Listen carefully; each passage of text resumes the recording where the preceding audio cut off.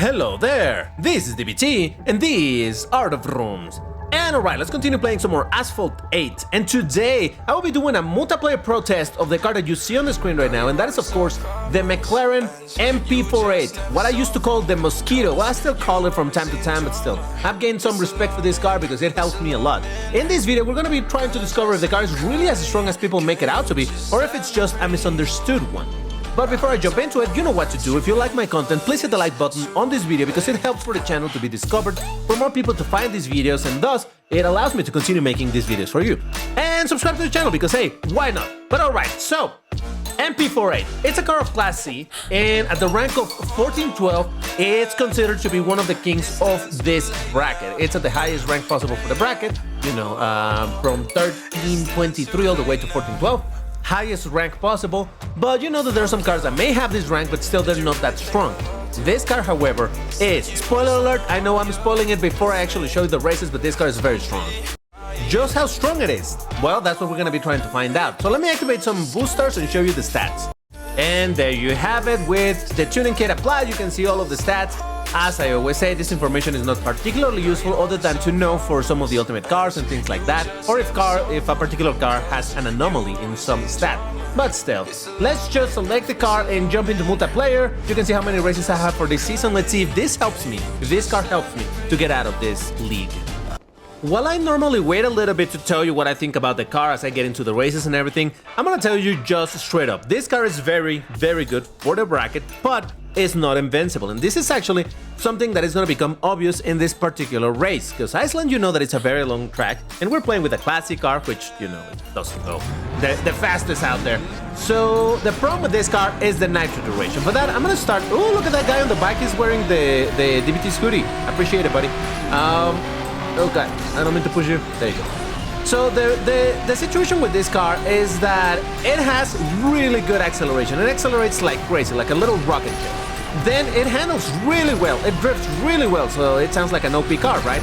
Well, the problem with the car is the nitro duration. Now, granted, it's not like this nitro duration is as bad as something like I think the worst nitro duration in the game currently is the Mercedes-Benz Biome. Actually, why don't you let me know in the comments if you would like me to pro that car and test it out, because I think that would be kind of funny.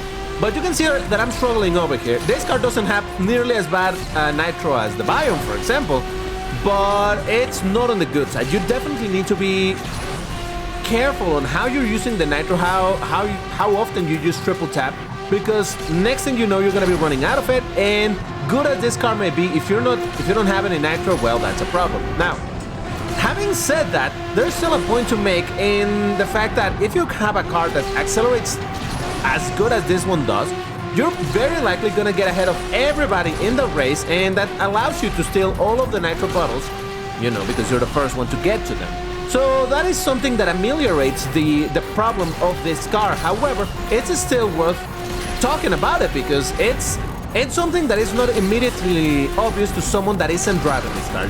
If you're driving something else and you just see the MP4 get past you like that, you're gonna be like, oh my god, that car is broken, and oh my god, it's so good. And you don't actually get to see the fact that there are struggles to be had with this car in terms of the nitro duration. Of course, that also depends a lot on which track you're doing, but hey. Alright, so in this race, there was actually only one triple boosted car at the rank. The other one was unboosted, so alright, this doesn't tell me a lot other than, well, I took the lead and I never let go of it. And as if the game was trying to prove the point, it just gave me Tokyo Reverse, the absolutely longest track in the entire game, and the reverse version which has no nitro towards the last section of it. So if we wanted to talk about the problems with the car that I'm driving, this is the perfect scenario to do so. Next thing you know, it might just give me a Monaco or something. But anyway, so yeah, as I was saying, you can definitely out-accelerate a lot of things with this car. In fact, I'm not 100% sure, but I'm willing to say that this is probably the best acceleration, or amongst the top 5 accelerations in the bracket. So, like I said, it makes it to be a very strong car, obviously. Oh god, for sakes, man. It makes it to be a very strong car at the start of the race. But once again, the question is, can you keep that position? I mean, if you're a great player and you do amazing stuff at nitro management, then yeah, you should be able to keep the first place so long as you're not in a track like this. I wish I hadn't gotten destroyed over there, so that I would show you the struggles of the car, even in first place, and possibly people catching up to me because of the nitro situation. Once again, I don't want to make it sound that the nitro of this car is absolutely impossible to deal with. It is not that bad, but it's just not good. So it's something that it has taken me quite a while to get used to, this type of cars with really bad nitro, because, you know, for the longest time, and I continue to be super invested in Lambo cars. Oh, I just witnessed an unaliving by that third place, I think. So the thing is that Lambos, for the most part, tend to have really good nitro. I think the only Lambo that currently is in the game that has bad nitro is the Lamborghini Egoista. Other than that, all Lambos have either okay to pretty good nitro.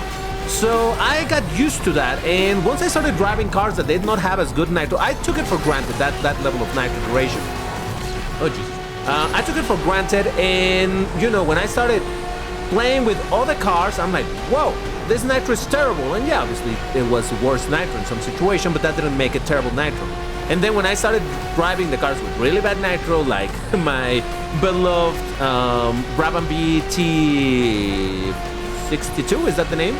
Oh boy, I'm out of nitro, I'm out of nitro, I'm out of nitro. All right, there we go. Third place, listen. All things considered, coming back to third place, I'll take it. That was not too bad of a result.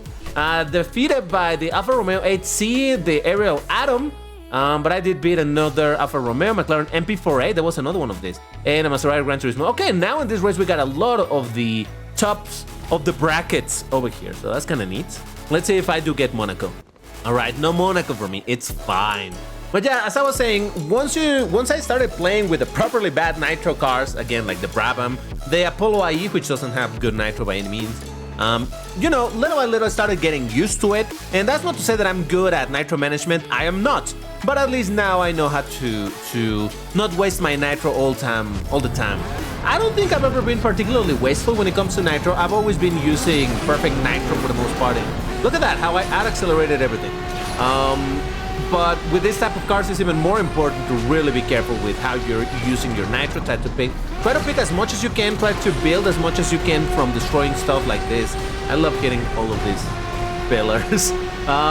Doing whatever you can to get as much nitro as possible. Even hitting those single things like this that I just destroyed, or this one. Things like that give you a tiny little bit of nitro. Even that is worth to go for when you're dealing with this type of car. So yes, there you go. But yeah, the car, once again, the question, is it that strong? Yes, it is. It is very strong so long as you deal with the nitro.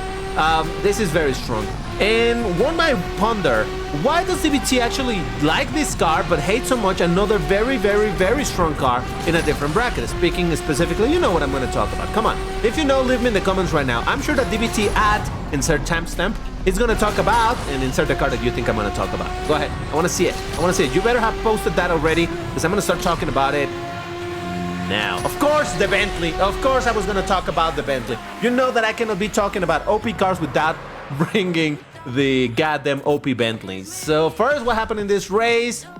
Okay, there was an Ariel Atom, and it's a 370Z, and that's it. Everything on the ranked or on boosted. So again, not learning a whole lot out of this, but I don't think there's much to learn regarding this car. And the game. Oh, look at that. Zozimos with the DBT hoodie. Lovely stuff. You got a free shout out right there. So the game is like, well, you haven't tested the drift just yet. How about I give you the drift test track? I don't know if it's exactly the same, but either way. So yeah, why do I dislike more the Bentley than I dislike this car? First of all, this car, the MP4 I only really bring when I'm trying to rank up, or when I'm just memeing around. It's not a car that you will see me driving all the time constantly. You know that I like driving in a lot of different brackets. I am not the type of person who is like, oh, I'm gonna play only in the brackets in which I have OP cars, and of course I'm only gonna bring the OP cars. I'm not that type of player. You know that I like playing in a bunch of different brackets. But when my objective is specifically trying to rank up as quickly as possible because I need to get to elite for a video or something like that, or simply because, you know, I don't want to spend too long in which side? I do bring the strong cars that I have, again, to try to rank up quickly. And after that, once I've gotten to elite or whatever, that's when I start chilling and I can bring whatever else and just miming around with bad cars or anything, whatever. So, yeah, I do. I prefer this car compared to the Bentley simply because while in paper they sound similar in the way that they have very strong, some very strong stats and a very bad stat. In this case, for the MP4A, the bad stat being the nitro. For the case of the Bentley being the general handling.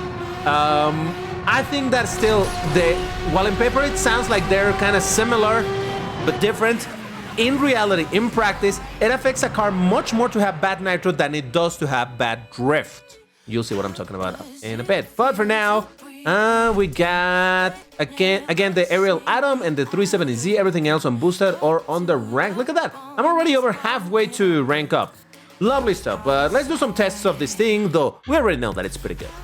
You know what time it is. Spiral Drift Test! Now, once again, I already know that the drift on this thing is pretty good, but let's see if I can show it properly over here without running out of nitro. Don't worry, I'll continue talking about the Bentley after I'm done with this test, so stick around for that discussion. But for now, I'm gonna start a little bit wide. Oh yeah, look at all of the oh god.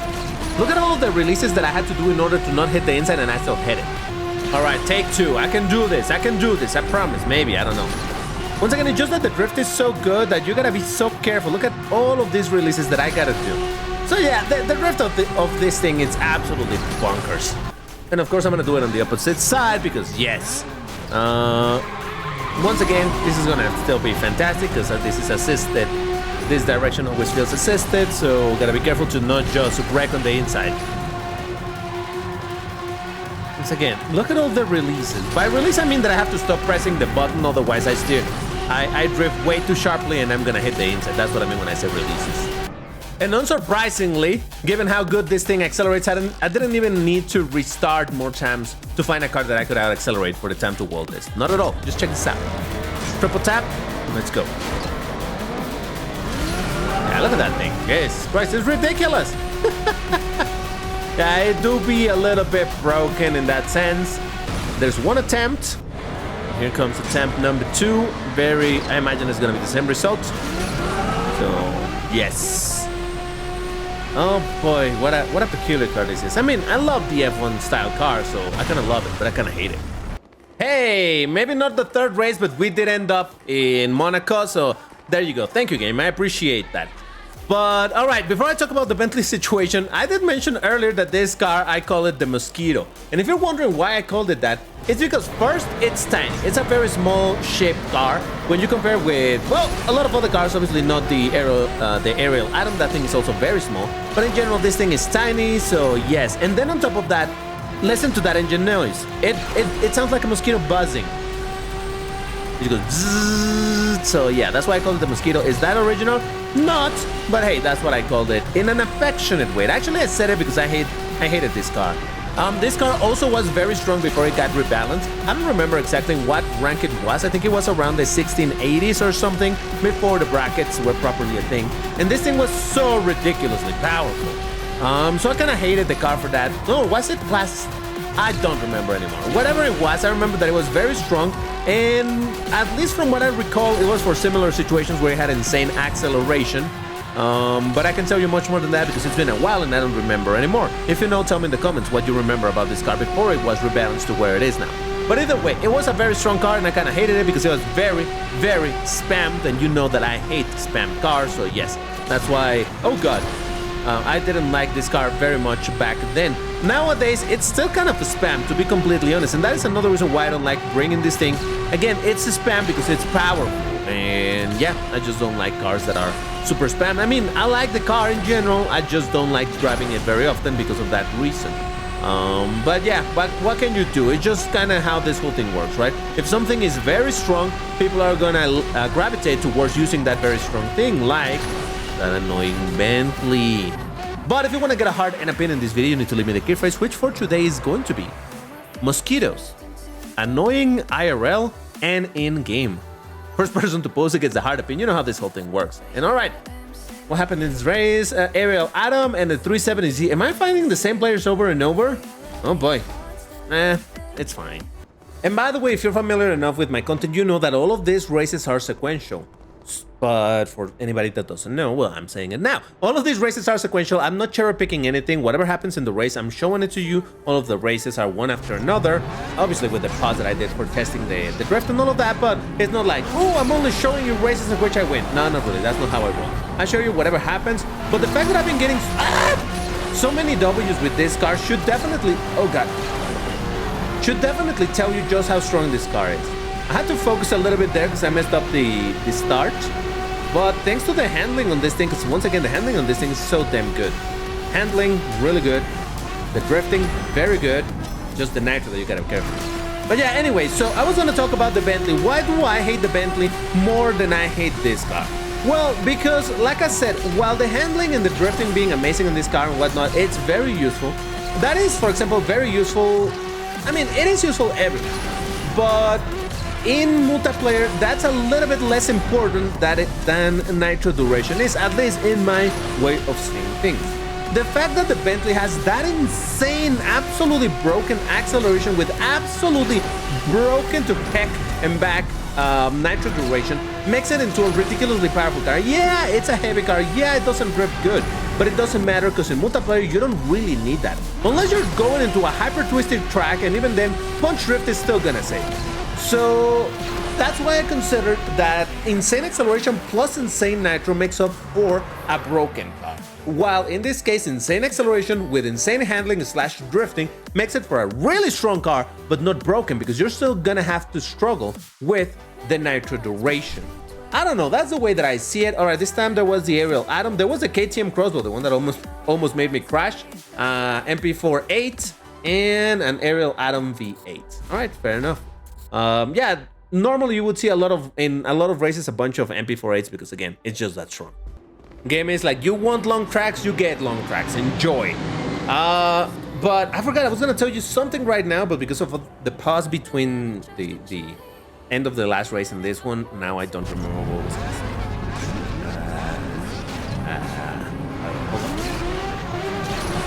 I'm going with perfect nitro because I'm gonna need it.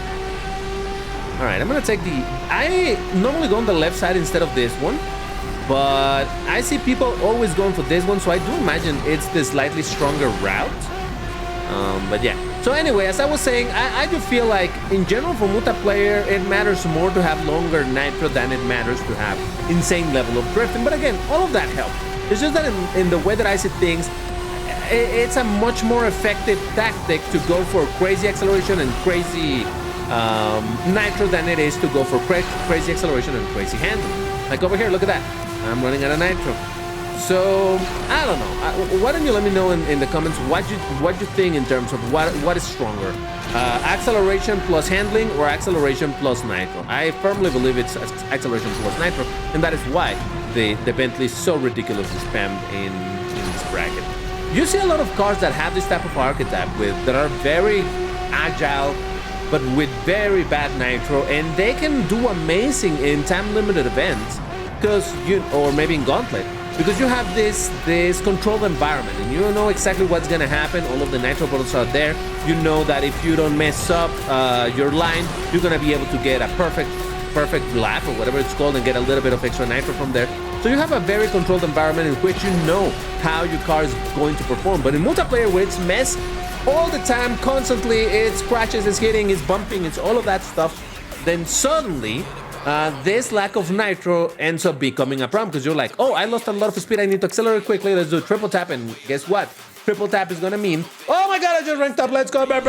How much was that? Like 8 races or something? I'm not even sure, but that wasn't too bad. I did beat an MP4-8 and a Aerial Atom V8. All right, look at that, DBT ranking up and stuff. No, I think it was 7 races, because I was at 7 at the start. Oh, damn, 7 races, that's all it took for me to get out of that. I mean, considering my skill level, that is definitely an oddity. But yeah, so real quick, hold on, let me switch cars. There we go. I didn't want to talk about the MP4-8 while we were looking at this Zembo. But yeah, overall, like I was saying, this is definitely a very strong car. I think it's very useful no matter where you use it. And so long as you're decent enough at controlling your nitro spendage, is that a word? Expenditure? I have no idea. How much nitro you use and how you manage it, you should be quite alright to use this car. Like I said, it's a very strong car. I like it the way it looks. I love the way it sounds and all of that stuff. But because it's that strong, it's a car that you're not gonna see me driving too often unless I am either recording something with this car, like this video, or I'm trying to rank up quickly. That's the moment you're gonna see me using this and other cars that are strong. Other than that, I just find it kind of boring to be getting free W's like that. And that's not to say all the players are bad and me free W's or anything. But it's just that I like more the competition side of things than to, I'm using a car that is very strong and it gives me W's. And that's fun because, I don't know, you know that I'm weird in the way that I look at things like this, but hey, you can do whatever you want with whichever car you want. But that's all for this video. If you enjoyed it, you want to hit the like button, all of that good stuff, and I'll see you next. Bye-bye.